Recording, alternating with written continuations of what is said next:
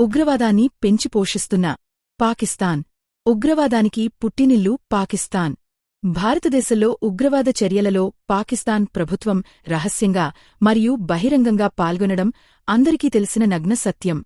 పాక్ ప్రభుత్వం ఉగ్రవాదులను స్వయం నిర్ణయాధికార హక్కు కోసం స్థానిక పోరాటంలో పాల్గొన్న కాశ్మీరీల చర్యలుగా చిత్రీకరించడానికి శతవిధాల ప్రయత్నించింది. లష్కరే తోయిబా, జైషే మొహమ్మద్, అల్-బదర్, హర్కతుల్ ముజాహిదీన్ వంటి అన్ని ప్రధాన గ్రూపులు పాకిస్తాన్లో తమ ప్రధాన కార్యాలయాలను కలిగి ఉన్నాయి. ఈ సంస్థలు పాకిస్తాన్ నుండి బహిరంగంగానే పనిచేస్తుంది. నిధులు సేకరించి పాకిస్తాన్ యువతను రిక్రూట్ చేసుకుంటున్నాయి. ఈ కార్యకలాపాలు బహిరంగంగానే నిర్వహిస్తున్నారు. పాక్ ప్రభుత్వం మరియు దాని ఏజెన్సీల మద్దతుతో పాటు వారిచే చురుకుగా ప్రోత్సహించబడుతుంది. ఈ గ్రూపుల నాయకులు ముఖ్యమైన భారతీయ నాయకులు మరియు సంస్థలపై బహిరంగంగానే బెదిరింపులకు పాల్పడుతున్నారు.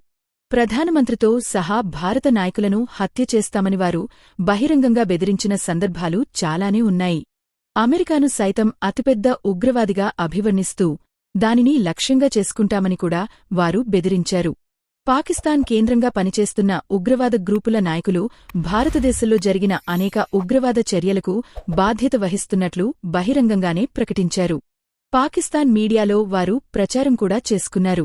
జమ్మూ మరియు కాశ్మీర్ భారతదేశంలోని ఇతర ప్రాంతాల్లో హింస స్థానికమైనది కాదని భద్రతా దళాలతో జరిగిన ఎన్కౌంటర్లలో పెద్ద సంఖ్యలో పాకిస్తానీలు మరణించారని మరియు పాకిస్తాన్ ప్రభుత్వం కాకపోయినా ఆ గ్రూప్ నాయకులు అంగీకరించారని దీని ద్వారా తెలుస్తోంది.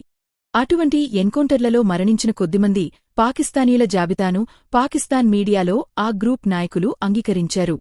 ఉగ్రవాద గ్రూపులు పాకిస్తాన్ వెలుపల స్వేచ్ఛగా పనిచేస్తున్నాయని స్పష్టంగా కనిపిస్తుంది. వారి నాయకులు ఉగ్రవాద దాడులు చేయడానికి భారతదేశానికి ఉగ్రవాదులను దొడ్డిదారిన అక్రమంగా తరలిస్తున్నారు. పాకిస్తాన్లోని వారి నాయకుల ఆదేశమేరకు భారతదేశంలోని పాకిస్తాన్ చేసిన ఉగ్ర దాడులు మనమంతా కళ్లారా చూస్తూనే ఉన్నాము.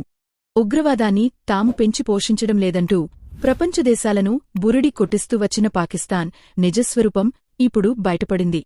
భారత్ జరిపిన మెరుపు దాడుల్లో ప్రాణాలు కోల్పోయిన ఉగ్రవాదుల అంత్యక్రియల్లో పాకిస్తాన్ సైన్యం, ప్రభుత్వ ఉన్నతాధికారులు పాల్గొన్నారు. ఒకప్పుడు తాము ఉగ్రవాదాన్ని ప్రోత్సహించినప్పటికీ ప్రస్తుతం తమ దేశంలో ఉగ్రవాదులు లేరని పెద్ద అబద్ధం చెబుతూ బుకాయిస్తోంది.